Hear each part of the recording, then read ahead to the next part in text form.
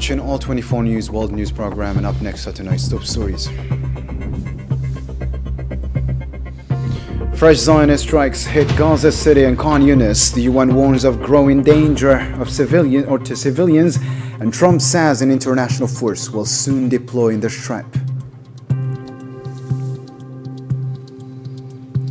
In Sudan, the Rapid Support Forces hit Khartoum and Kordofan as the UN warns of new crimes in Al Fasher, and the country's aid commission reports Red Crescent workers killed in North Kordofan.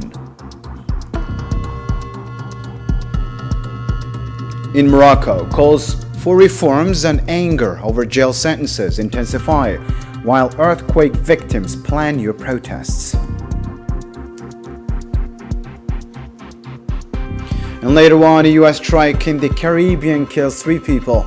Russia vows to answer Venezuela's call for help. And the U.S. Senate blocks a measure limiting Trump's power to attack Caracas. Welcome back to the program. First off, in our news tonight, on Friday morning, the Zionist occupation launched fresh air and ground attacks across the Gaza Strip, violating the ceasefire once again. Local sources say warplanes struck areas east of Khan Yunis and Gaza City, while ground forces demolished homes and shelled several neighborhoods along the Yellow Line.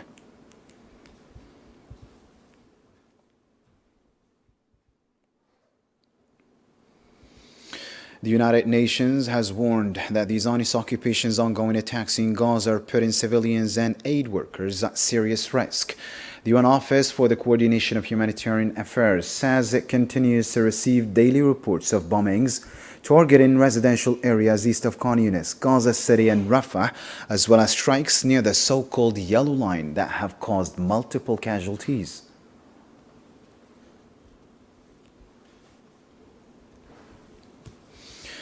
President Donald Trump says an international force to stabilize Gaza will be on the ground, quotes, very soon.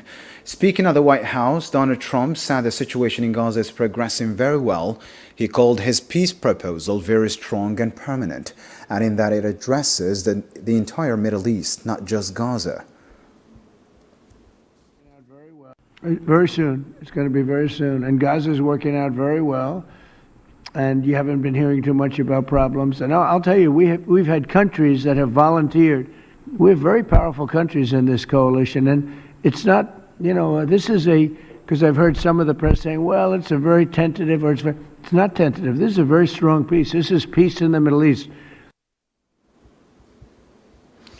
Hamas says its Al-Aqsa flood operation was a response to attempts to erase the Palestinian cause and create a new Middle East.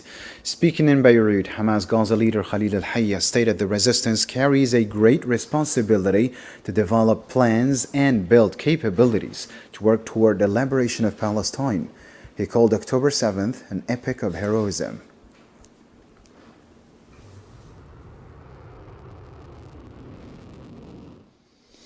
In the West Bank, 2 Palestinian teenagers were shot and killed by occupation forces northwest of Al-Quds on Thursday night.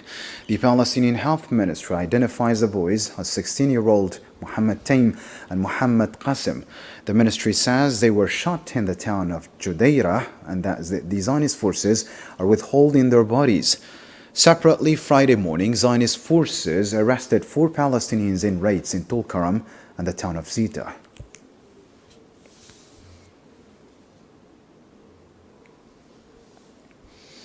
Still with the Middle East developments, but in Lebanon now, Zionist occupation forces violated the Lebanese airspace and territory in yet another breach of the ceasefire.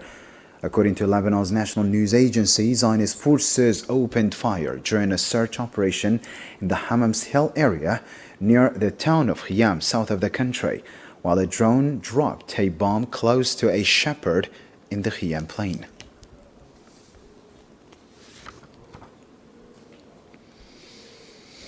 Lebanese Prime Minister Nawaf Salam is warning of a dangerous escalation by the Zionist occupation forces in southern Lebanon. Salam stressed the urgent need for Arab and international support to stop these attacks. He said the decision for war and peace belongs to Lebanon alone, adding that the country is now beginning a plan to consolidate weapons.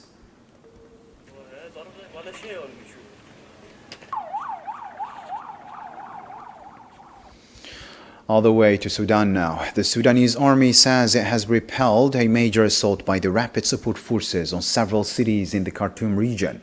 Military sources told All 24 News that the RSF launched drone attacks targeting Omdurman and Atbara, but the army's air defenses intercepted them without causing casualties or damage.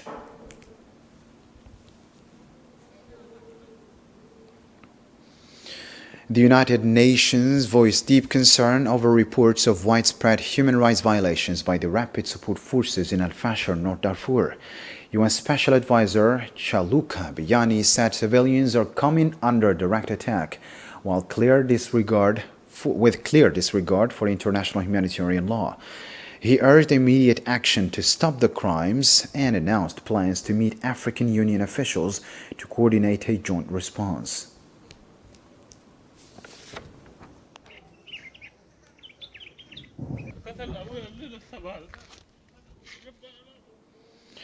The UN is warning of horrific atrocities in Al-Fashir, where civilians remain trapped amid ongoing fighting.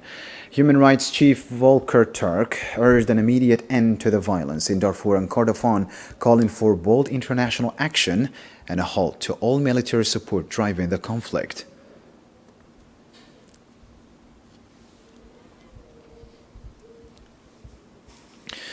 In a similar reaction, the European Union warned that using starvation and massacres as weapons of war in Sudan is a grave violation of international law. In a statement Friday, the EU urged all sides to return to negotiations for a lasting ceasefire, saying the worsening humanitarian crisis demands urgent action to end the tragedy.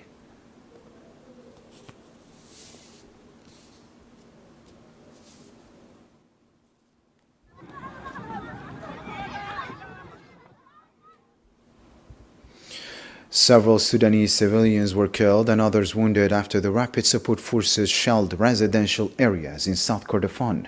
Local reports say the city of Dilling came under heavy artillery fire for a second day, leaving at least 10 people dead, including women and children.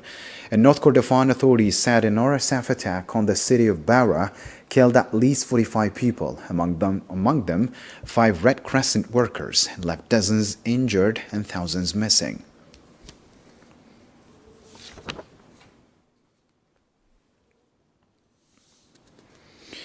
The Sudanese Doctors Network says the Rapid Support Forces abducted and killed members of the Sudanese Red Crescent in North Kordofan. Spokesperson Mohammed Faisal told All 24 News that the RSF continues to block aid convoys carrying food and medicine to civilians in Al-Fashir and Bara, despite international awareness of the violations.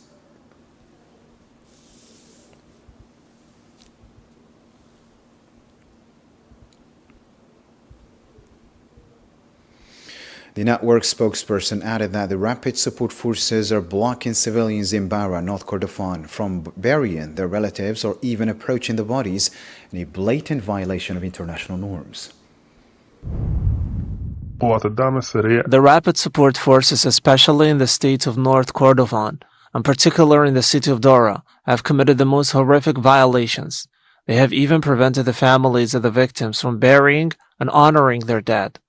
Right now, there are a large number of bodies inside homes, and the families, neighbors, and friends of those killed are not allowed to reach them or given them a proper burial.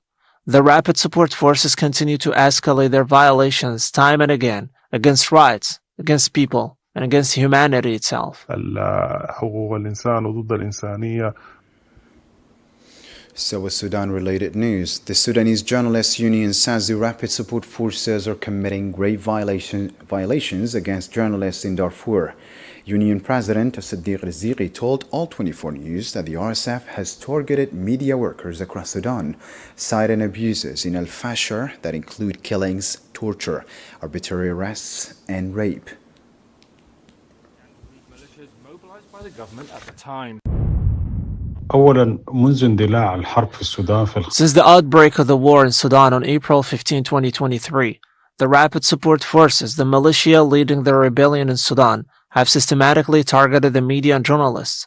In Darfur, the militia targeted journalists in the city of Niola, the capital of South Darfur State, during the recent events in Al-Fashir, 4 journalists were arrested and killed. 3 female journalists were raped. More than 8 journalists remained detained by the Rapid Support Forces. This deliberate targeting of journalists by the RSF aims to prevent the truth from emerging, an attempt to silence the media and ensure that events unfold away from public view and scrutiny. We call for solidarity with the detained journalists and demand that those responsible for these crimes not go unpunished. إلى عدم إفلات المجرم. Elsewhere in Africa, the Moroccan Association for Human Rights has denounced ongoing violations of the rights to peaceful protests and free expression by the Makhzen authorities. In a statement Thursday night, the group condemned unfair trial practices against those detained over the Generation Z protests and criticized widespread arrests carried out outside the law. We condemn the continued and grave violations of the right to peaceful protest and freedom of expression committed by the authorities in response to the protests of Generation Z youth. We also strongly denounce the repeated breach of the principles and standards of fair trial in the cases of detainees and those under prosecution, as well as the arrest campaigns that have targeted many citizens in their homes outside the times permitted by law. The National Coordination of Al-Hawza earthquake victims announced a protest on November 21st outside Marrakesh Safi Regional Authority. The group is demanding fair compensation for all affected families and an investigation into irregularities in aid process, urging activists to join in solidarity with the victims' right to decent housing.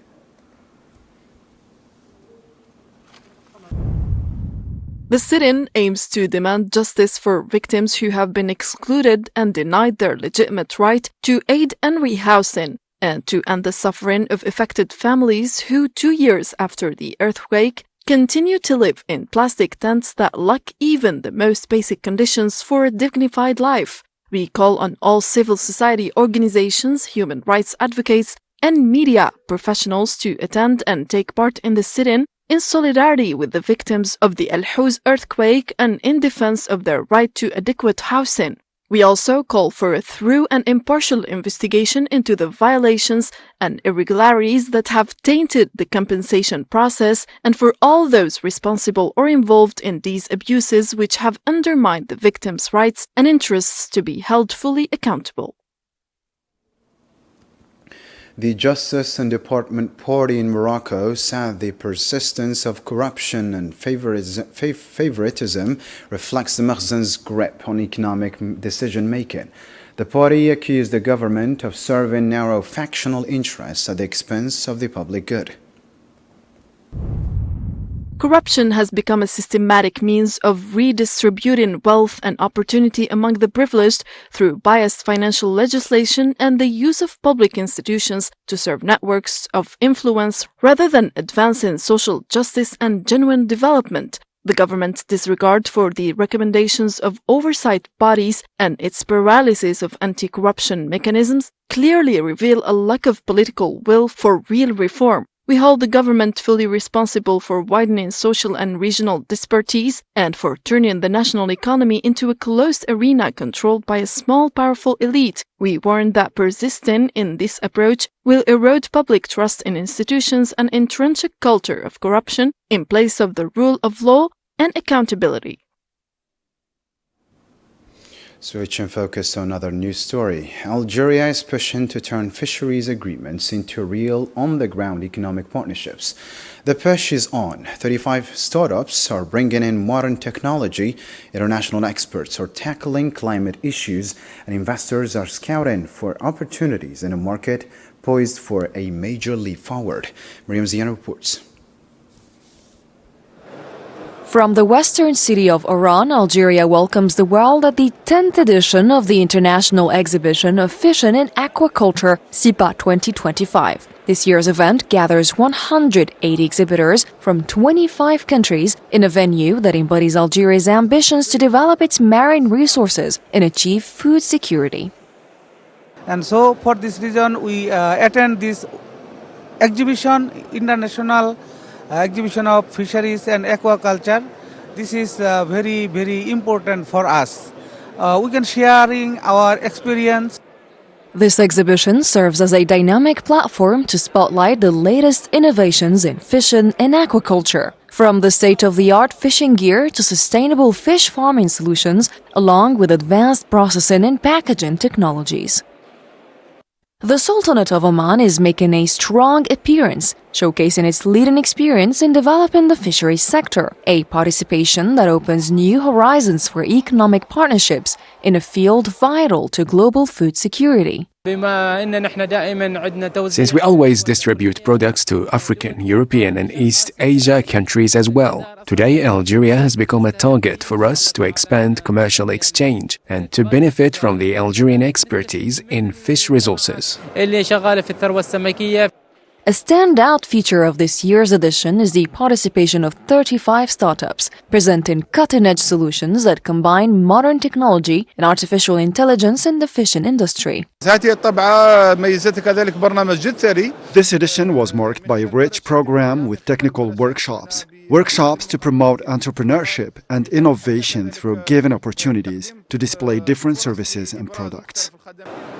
More than just an exhibition, SIPA 2025 has evolved into a true business hub, a meeting occasion for investors, manufacturers and industry professionals seeking strategic partnerships, promising business opportunities in a rapidly growing market.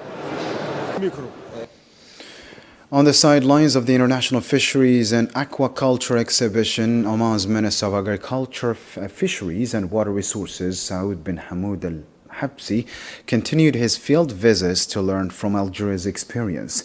The Omani minister expressed his appreciation for Algeria's capabilities in maritime training and fishing infrastructure, noting that the visits allowed his delegation to see these strengths firsthand. Today, we visited specialized institutes dedicated to training and developing Algerian youth in field of marine fishing.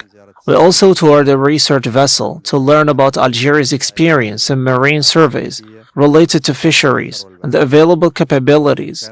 We highly value this experience, and God willing, we look forward to establishing a form of cooperation between Oman and Algeria in the fisheries sector. We also learned about several Algerian experiences, whether in fish farming or marine fishing, as well as the experiences of other countries. All of these, God willing, will help enrich and strengthen cooperation between the Sultanate of Oman and Algeria. Moving on to another topical news story. U.S. Defense Secretary Pete Hegseth announced a military strike in the Caribbean Sea that destroyed a suspected drug smuggling vessel, killing 3 people on board. He said the ship, operating in international waters, was carrying large quantities of drugs and that the victims were members of a group designated as a terrorist organization.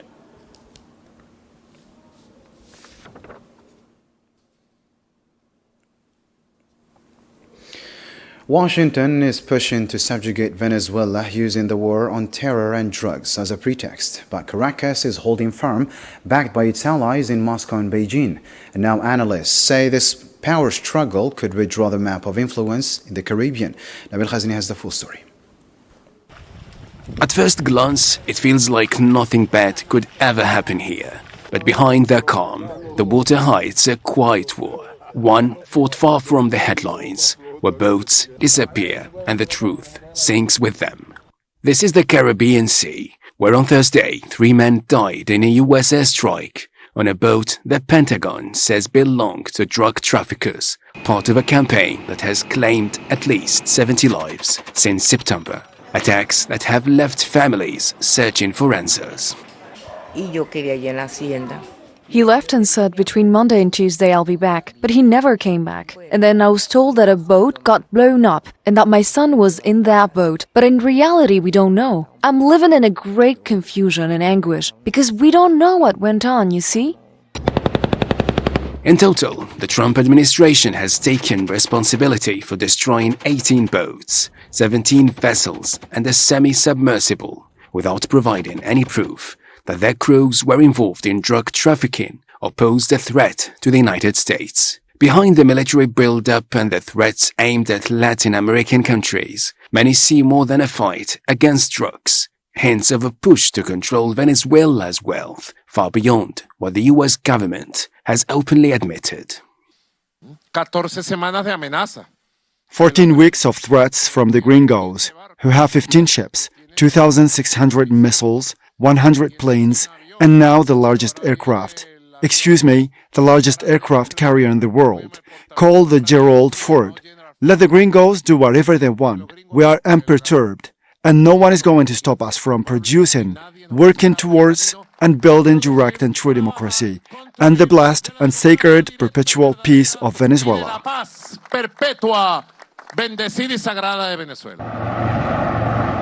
Washington's power is on display, but other players are making their mark. China has become the second largest trading partner in the region, and nearly 20 nations have joined its Belt and Road Initiative. Russia, despite Western sanctions, is deepening its investments and political ties across the continent. Amid this rising tension, Venezuela's navy has taken to the waters, patrolling and showing it is ready to defend its maritime borders. At the same time, Caracas has strengthened military ties with Moscow and Beijing, sending a clear message: it is not alone in these waters. The big question is, beneath the calm of the Caribbean, is the region becoming a quiet stage for global power struggles? On a similar note, Russia has affirmed its readiness to assist Venezuela amid rising tensions in the Caribbean. Foreign Ministry spokeswoman Maria Zakharova reiterated Moscow's full support for Caracas in defending its sovereignty and called for restraint to prevent further escalation. Venezuela's appeal for Russian help follows what it sees as mounting U.S. threats, with Washington increasing its military presence in the region.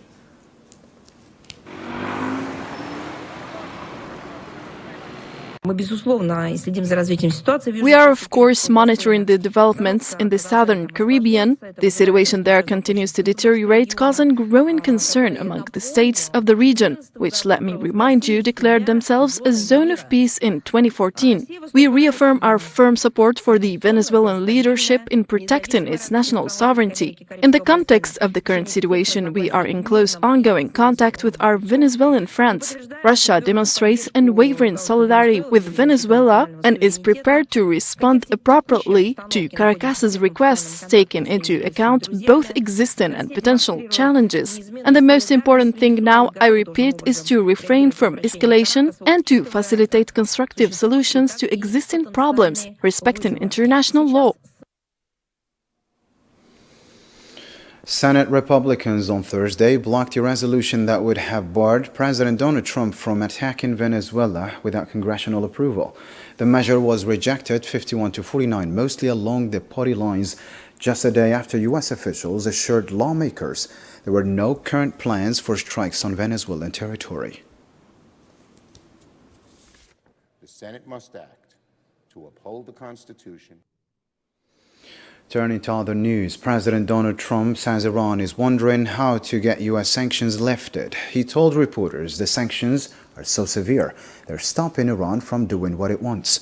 But Iran's supreme leader has already ruled out any talks, saying cooperation is impossible as long as Washington supports Israel and interferes in the Middle East. And frankly, Iran has been asking if the sanctions could be lifted. Iran has got very heavy U.S. sanctions, and it makes it really hard for them to do what they'd like to be able to do. And I'm open to hearing that, and we'll see what happens, but I would be open to it. But we did take the sanctions off Syria. Iranian President Masoud Pezeshkian said Tehran will reject any dialogue that requires it to give up its nuclear or defensive missile programs. In an interview Friday, he stressed that Iran seeks peace but will not bow to external pressure.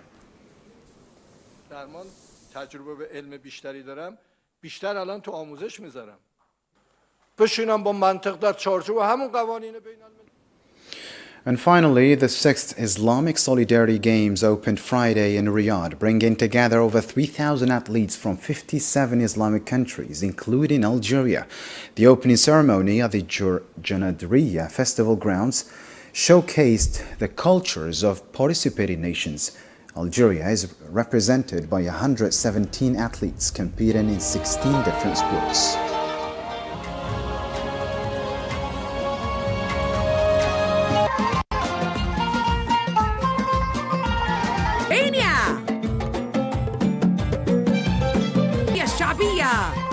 People's Democratic Republic of Algeria.